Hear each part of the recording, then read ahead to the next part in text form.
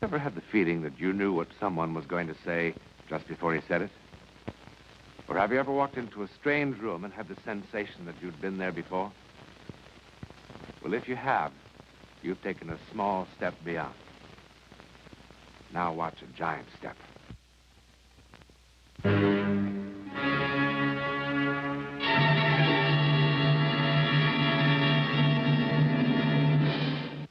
It's a lovely house, isn't it? It used to be one of England's more fashionable country homes. But now, it's closed. Not for rent, not for sale. It's just closed. In fact, its American owner simply locked the door and walked away. But locking the door hasn't helped Ellie Pelston one bit. It isn't easy for her to forget what happened here. It all began, normally enough, with the arrival of the first weekend guest. Good afternoon, sir. Good afternoon. Enter Donald Ainsley Stewart, career man with the United States Foreign Service. Donald, you darling. You did manage to make it. Well, I was told that anyone that passed up a chance to spend a weekend with Ellie Pelston was a fool. You're a dear boy. I knew you'd make a perfect guest the moment I laid eyes on you. Hurry down now. The others will be arriving any moment.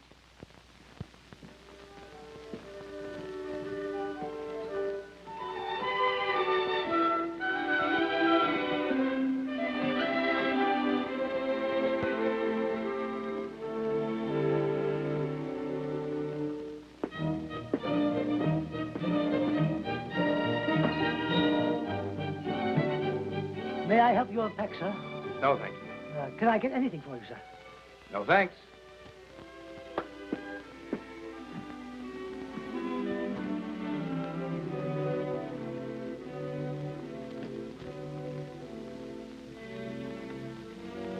Do you think I'll go on taking this sort of thing from you forever? You won't have to ever again. What are you talking about? Can't you see? It's plain enough. I'm packing. I'm leaving you, Carter, for good. But leaving. For whom? Anyone who can make me feel like a woman. Why, you cheap, rotten... Careful, Carter. You'll have a fit. No. You're not leaving. You're not. You'll never make a fool of me again. Not ever again. Threatening. How ridiculous you are. Why don't you stomp your feet and scream? Why don't you? Carter! Let me go! No! No! No! Help me! Somebody, please! Stop it! Stop it! Stop it! Stop what? Stop what, Donald? Ellie!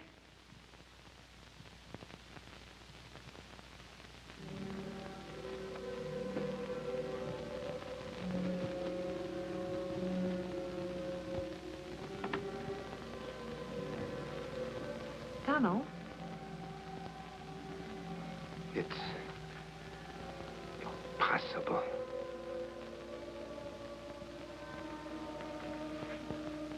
Gone? Donald, who's gone? They were here. They were.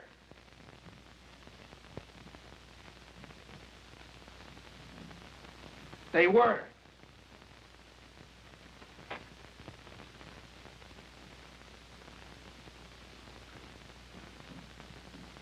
Who was here? I don't understand. Donald, are you all right? Ellie.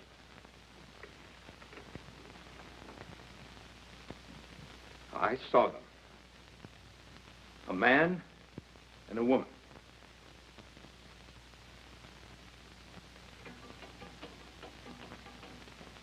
Ellie, he killed her with this.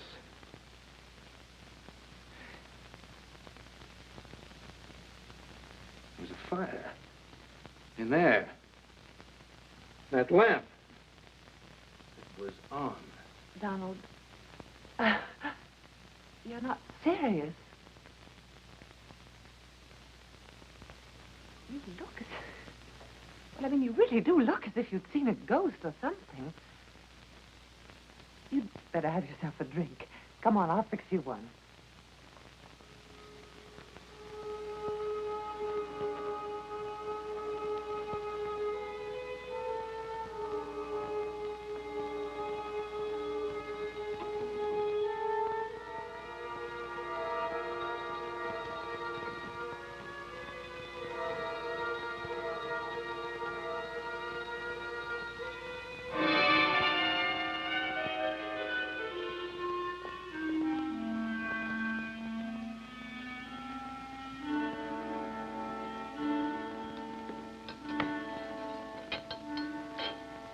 This will fix you up. 7 different kinds of rum, a dash of bourbon, and all kinds of marvelous things. Oh, now, that must be some of the others. Help yourself. I'll be right back, Donald.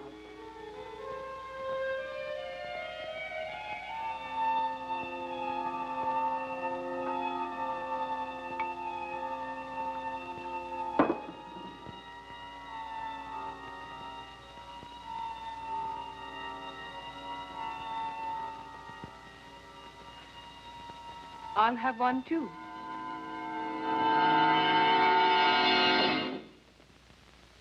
Well, I haven't made an impression like that in weeks.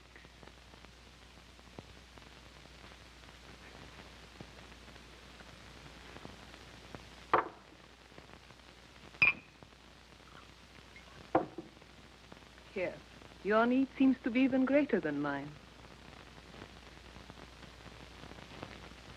Was the drive down from London terribly exhausting? Oh, it was a bore. It was a terrible bore. I got so tired looking at the back of that chauffeur's head. Every place we go with Julian, we always have to drive. Just once, I would like to be able to go by train. The car's quicker. Oh, the car is quicker. And if I say I'd like to go by aeroplane? The car's more comfortable. You see, he's stubborn. With Julian, every day has to be like yesterday. When you discover the best way to do a thing, it's foolish to change. None of you know my new friend, Donald Stewart. We must all be especially nice to Donald. This is his first time in England. He's to be attached to the American consulate here. Donald, this is Hermione and Julian Morley. How do you do? How do you do? How do you do? How do you do? And this lovely young thing is Claire Seymour. That is the secret of Ellie's success with people. Flattery rolls from her tongue as naturally as breathing. I thought she was just being accurate. There's no question that you're in the right line of work. Excuse me a moment. I have to talk to Isabella about dinner. Well,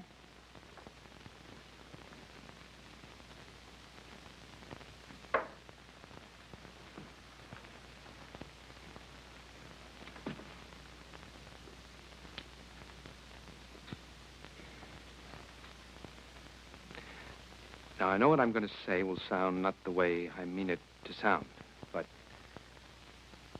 have I met you somewhere before? I'm disappointed in you.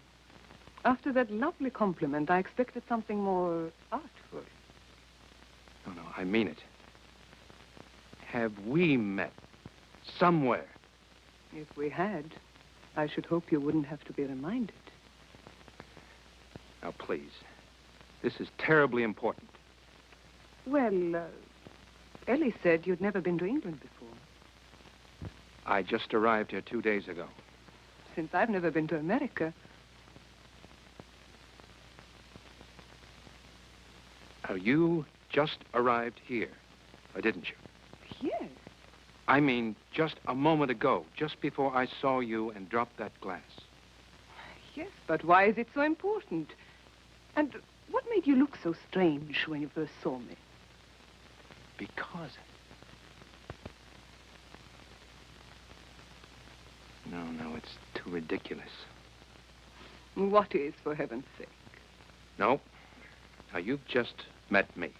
And if I told you what I have just seen, you would know that I was a complete fool. Try me. Perhaps after I've known you for a while. I hope that won't take too long, Donald. I don't quite know what to make of you, but your approach is certainly intriguing. On the contrary, I find it quite obvious and rather disgusting. You always put things so delicately, Carter. Meet my boor of a husband, Donald. Every time he opens his mouth, some new horror comes out. A natural result of being married to you, my love. Carter, how nice to see you. But Claire said you weren't coming. I couldn't bear to spend a whole weekend separated from my loving wife. And I was so looking forward to a pleasant weekend. I'm sure. That's why I changed my mind. You see how it is. Mrs. Stewart is a friend of Ellie. We only met 2 minutes ago. Oh, I'm sure that won't handicap you, my dear. Ellie, which room is it? I'd like to clean up. Your usual. Which room is it? The Seymour's room? Is it the one across from mine? Well, yes, as a matter of fact. Claire, come upstairs. I want to talk to you. I have heard everything you have to say. Too many times. Ah. Would you rather I went into it right now? Right here? No. I see no reason to bore everyone. Good afternoon, Carter. Oh, hello. Hello, Julian. Hello. I think I'll finish unpacking. Dinner's at 8, Donald. Oh, by the way, we make it a custom of dressing here for dinner on weekends. I hope you don't mind. Makes it more of an occasion somehow. Not at all. Dress for dinner. It means that Claire and her husband will be in dinner clothes. Yes.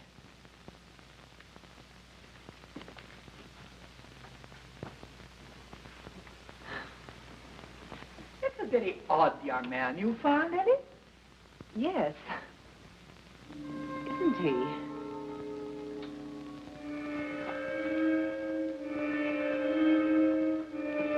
Do you suppose I like making scenes like that?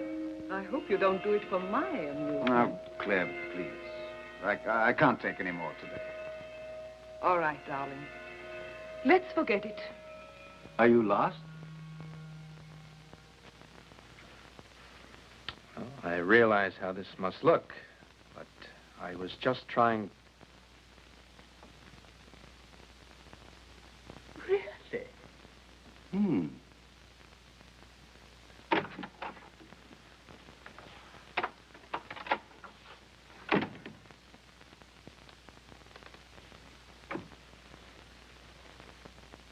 Look, and I can't blame you a bit if you've already made up your mind that I've lost mine. Donald, it could have happened to anyone. You don't have to explain anything. Yes, but if you had seen and heard what I did, sure, the easiest thing for me to do would be to leave. But I can't, because I can't help but believe it was a warning. A warning? What I saw up there this afternoon in that room, I saw Carter Seymour murdering Claire. You saw it, Donald? Yes, I saw it. I saw it, and I heard it. Donald, it's easy to understand how you might get such a notion. They do fight quite a bit. But they've been married for 6 years, and it's always been like that. They really adore each other. It's their private kind of lovemaking. It's really, everyone knows, quite harmless. How could I have seen and heard what I did before I ever met them? Before they even arrived? How could I have seen them in that room while they were still miles from here? Well, look, I know how this sounds, because if I heard what I'm telling you about, I'd call a doctor. And now you believe that what you saw really will happen? Oh, no. No, I don't. I don't believe that. I can't. How can I believe such a thing? But I know it. Just the same. What do you want me to do? I don't know. I don't know what anyone can do. Change rooms, separate them. I don't know. you had experiences like this before, Donald? I mean, I know a lot of hostesses who'd welcome the addition of a few ghosts to lend a bit of interest to an otherwise dull establishment, but believe me, my You weekend... still think I've lost my mind, haven't you? No. I wouldn't put it that strongly. Well, if you insist on making an issue of this thing, I do have my other guests to consider. That's a big dime for a drink. Martinis? Excellent idea. Stuart, I want to apologize for... Your dress.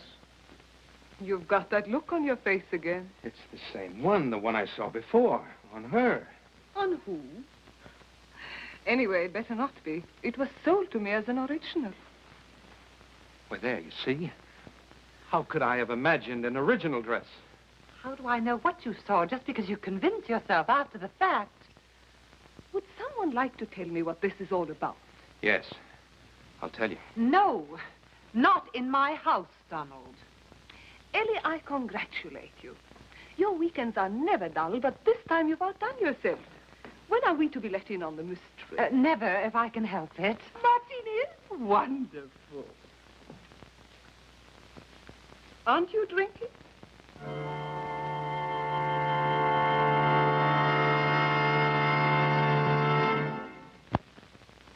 Carter, can't you ever say anything nice about anyone? Not if I can help it.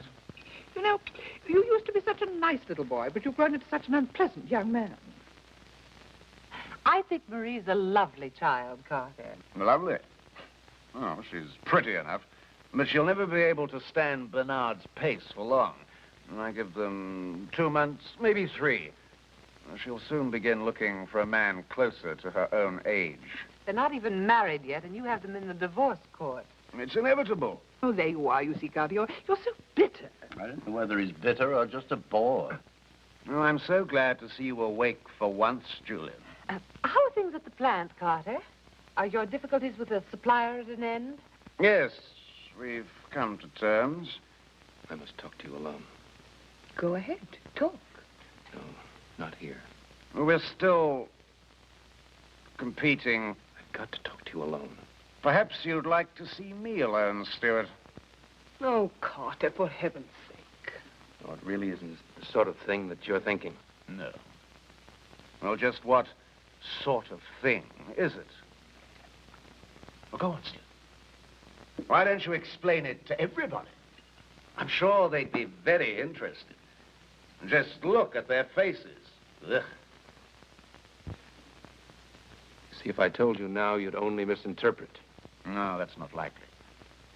Where Claire is concerned, there's not much possibility of misinterpretation. Now, 6 years of marriage have taught me what to expect. Do shut up, Carter. Ellie, are we going to play bridge tonight? Of course. You know Julian and Hermione live for their bridge. You do play bridge, don't you? Oh, I'm sure he plays all kinds of indoor sports. Carter, please. Do I embarrass you, Claire? I didn't think that was possible. Carter, please, for heaven's sakes, we've all been friends for a long time now. Let's just have a pleasant weekend. Do I embarrass you, Claire? Yes, you embarrass me. Being married to you embarrasses me. Every day. Every night. Oh, I do. Oh, isn't that marvelous?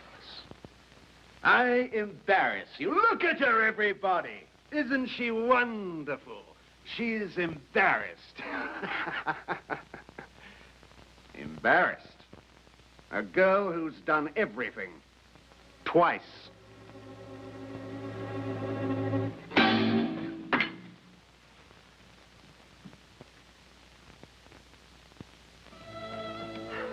One spade. 3 clubs. Pass. 5 clubs. Ah. Perhaps. Pass.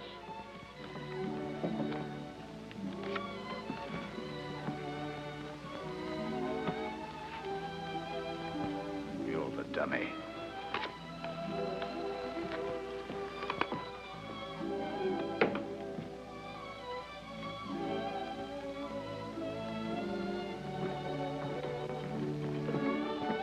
Mr. Stewart, you are the dummy.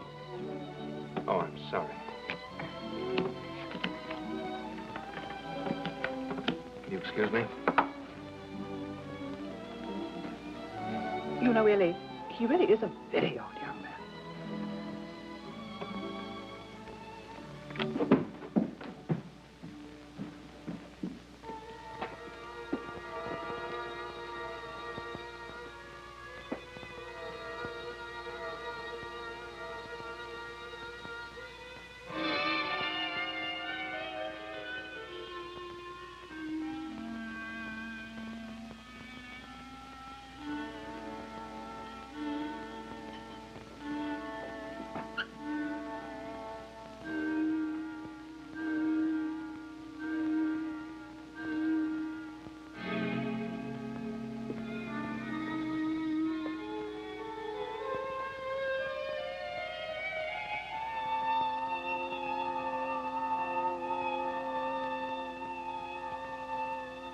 You'll never make a fool of me again, not ever again.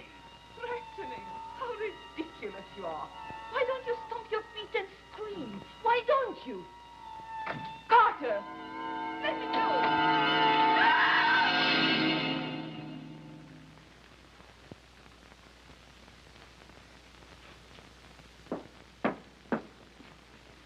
Now, wait. Sir? The Seymours. Where are they? Mr. and Mrs. Seymour? Oh, they've gone, sir. They've gone. Yes, sir. Well, they can't have. Well, they have, sir. When did they leave? Just now. Oh, and they said to give Mrs. Pelston their regrets, that they're not fit company for anyone right now.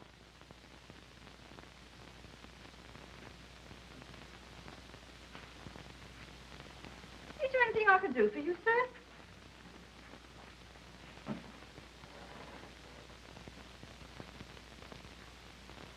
They didn't even light the fire. What's that you said, sir? No, it was nothing. It was nothing. Nothing? So it seemed. Then.